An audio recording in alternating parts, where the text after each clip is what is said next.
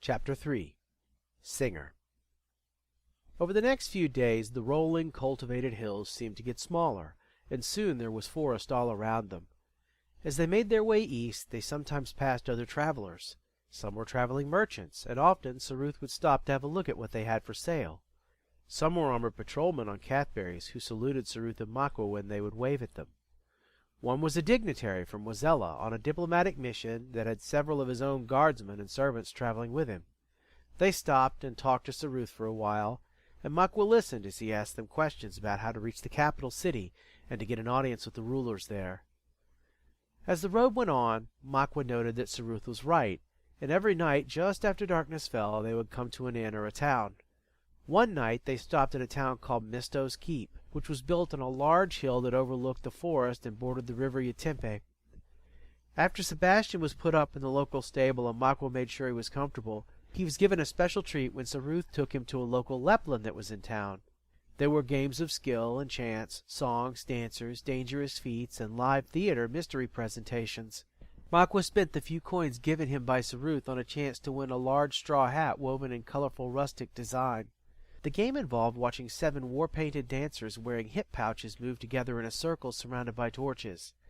As they moved, Machwa would toss 4 small grain-filled balls to them, 1 tan and 3 black. When the drumming gamekeeper gave the call, the dancers would catch them and continue their dance, tossing and kicking them to one another while moving around each other in acrobatic fashion. When the gamekeeper stopped his drumming, the dancers would line up, and Machwa had 2 guesses to find which one had the tan ball. Sir Ruth watched the game and chuckled as Machwa tried to guess. He entered the game and crossed his arms, watching the dancers in silence except when instructed to toss in a ball. When the dancers lined up, he pointed to the man third from the left. The watching crowd let out a small cheer when the man held up the tan ball. Bowing, Sir Ruth accepted the hat from the wind and stuck it on Machwa's head. Machwa noted the way Sir Ruth seemed to not watch any individual dancer. Later that night, as they made their way back to the inn, he pulled the hat from his head and looked at it. "Sir Ruth, how did you win that game?" Sir Ruth glanced over at him and opened his mouth to answer, but as a few people passed, he closed it again. There was a moment of silence between them, but for footsteps along the city boardwalk. "Ask me again once we've left town." "Okay." That night, fitful dreams gripped Machwa. Images of his sick mother haunted him as he tossed and turned. He awoke early with her whispers echoing in his head. Machwa, follow your heart. Sing if you can. Let your songs bring hope to others. The pre-dawn sky was dark through the open window, and Machwa watched as the stars seemed to fade from existence in the clear sky. Soon a deep blue replaced the inky night's star-filled blanket, and the first chirps of the squirrel-like scrackles could be heard in the trees outside.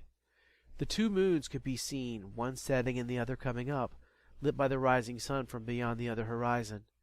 The rising moon glittered like a bright, distant sea of crystals, silver and blue and lavender all at once. Machwa jumped as Sir Ruth spoke. "Troubled dreams? It's unusual for you to wake before I do, and you don't seem to like mornings much." "Mother." Sir Ruth nodded. "If you want to talk about that, I'll listen." Machwa rolled inward on his bed, his back to Sir Ruth for a moment as the man watched from his own bed. It took a moment for him to be ready. "Sir Ruth, I figured out what I would do if I could do anything." He turned, looking into Sir Ruth's ice blue eyes. "What's that, Machwa?" "I'd bring back my mother, make her alive and well again." Sir Ruth smiled. His face showed gentleness as he shook his head. "I don't think you can do that, Machwa, but I find your love for your mother admirable. I know many songs, but none of my songs or those of any other singer can bring someone back once they're long gone." Machwa let out a languid sigh and closed his eyes. He gritted his teeth and tried to hold back tears, willing that Sir Ruth wouldn't see him cry. He growled under his breath. "Then I'll never see her again. But in my dreams, I keep dreaming of her. She tells me something, almost always the same thing. It's the last thing she said to me before her eyes closed." Sir Ruth sat up. "What did she say?" Machwa frowned and squirmed, pulling the sleeping furs tighter about him. "It doesn't matter. Mom is dead, and you said I can't bring her back, so it isn't important." Sir Ruth growled. The soft sound sent shivers up and down Machwa's spine, and he sat up with a start to look at Sir Ruth. He'd never heard him make an unhappy sound before, and it was unnerving. Saruth held out a hand. Machwa, evidently it's very important what she said. Otherwise you wouldn't keep dreaming about it. Are you certain you don't want to tell me about it?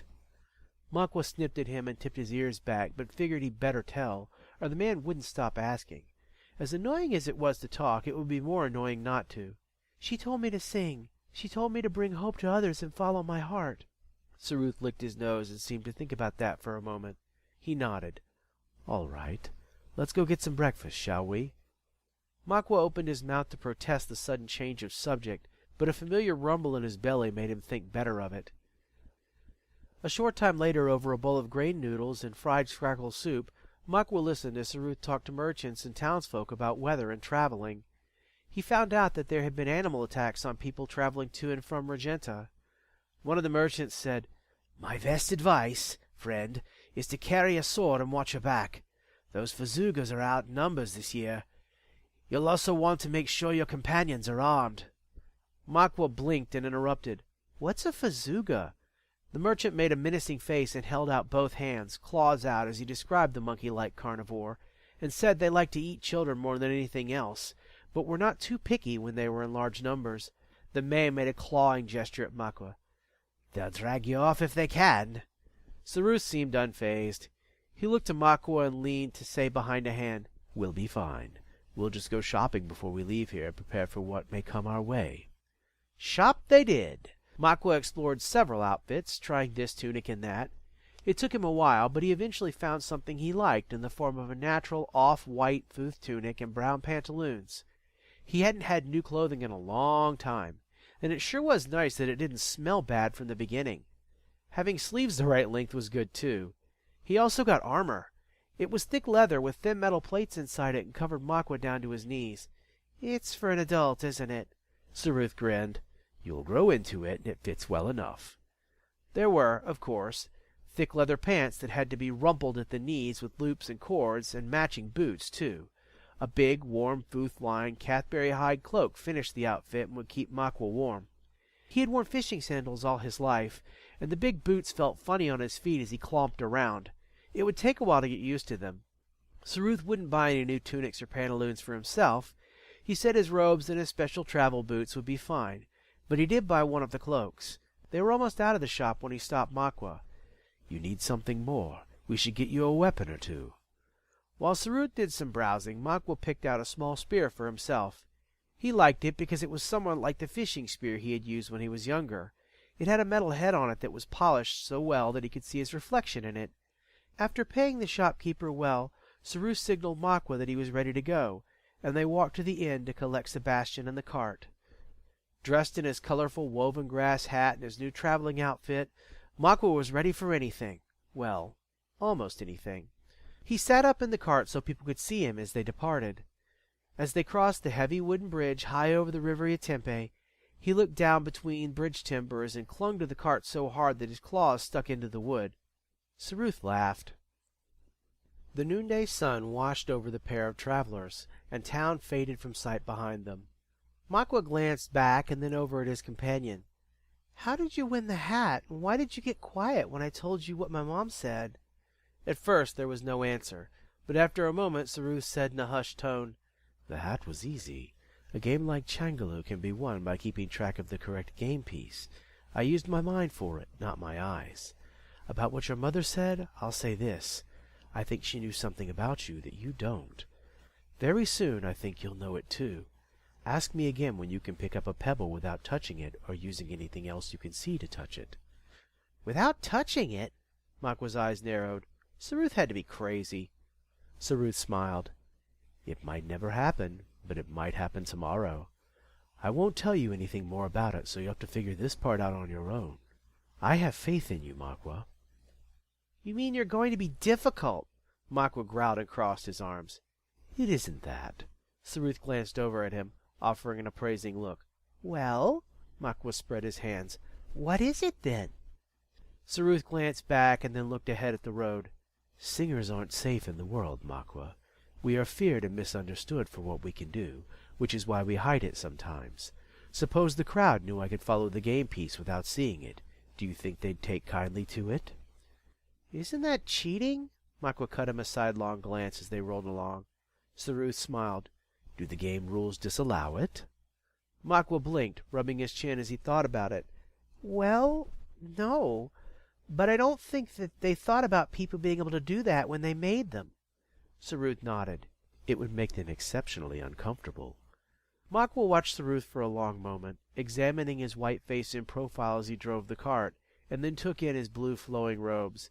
Do you really think you're hiding the fact that you're different? Saruth chuckled as he glanced over. No, but there's a difference between being seen as an eccentric and being seen as a danger to those around you. A what? An eccentric, a strange person. Saruth glanced at the winding path ahead where breaks in the trees made small meadows. Why should you worry if they think you're dangerous? I mean, in the stories I've heard about singers, they usually involve them being able to throw fire. Why would anyone want to mess with someone like that? Saruth took a deep breath, closed his eyes, shook his head, and his answer came in a tone that carried disappointment tinged with regret. Machwa. He snorted. Well, why would they? I'll tell you more about it when the time is right and you have a bit more perspective. But for now, however, I'll leave you with two things to consider. Machwa's ears drooped a bit, and he blinked. First, do you care about how others in general feel about you? Second, is casually frightening a large group of people you don't know a wise idea? Machwa blinked and then looked at his new boots as he sighed.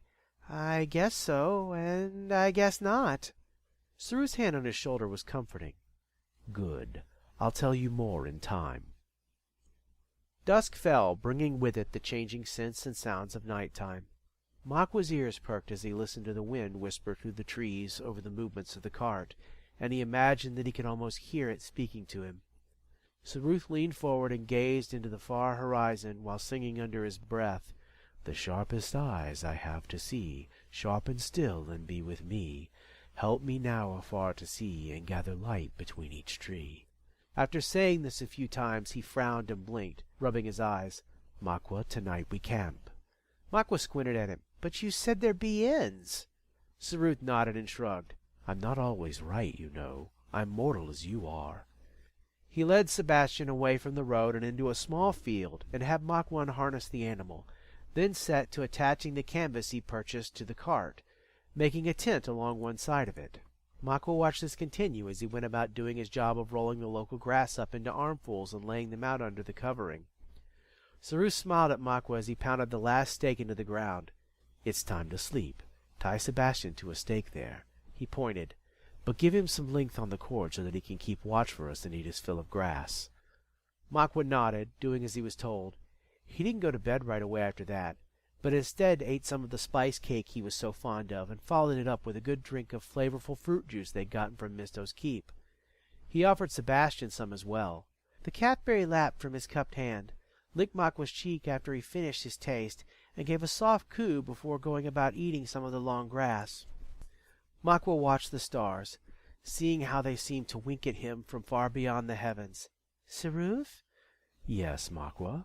There was no annoyance in the answer. Machwa continued to stare up at the delicate points of light far overhead. What are the stars? I've always wanted to know where they go when the sun comes up. Do they hide behind the sky? Saruth chuckled.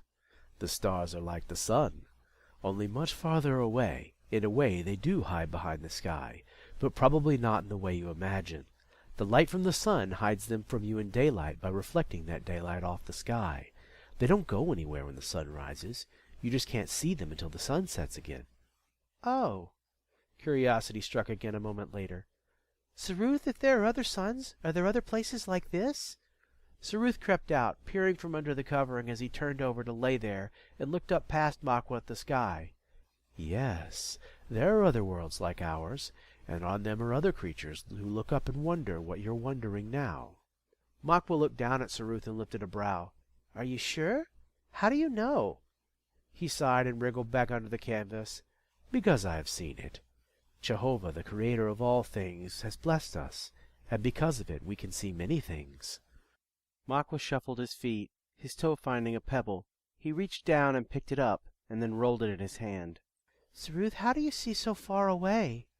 I'll tell you that when you can find an answer to the question involving what's in your hand.